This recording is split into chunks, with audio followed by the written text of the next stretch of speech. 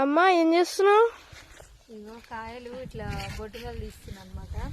ఈ కాడలన్నీ తీసేయాలి. ఇట్లా తీసేసి అటు సైడ్ అన్ని తీసి ఇటు సైడ్ ఏమో అన్ని తీయని అయితే తీసినవి కూడా ఏం చేయాలంటే ఇప్పుడు మళ్ళా గ్రేడింగ్ చేయాలి. చిన్నకాయకి పెద్దకాయకి ఇట్లా సపరేట్ చేయాలి. మళ్ళీ బస్తాలు నింపాలి, కుట్టాలి, తీసుకుపోయాలి. సుక్కలు కనిపిస్తాయి.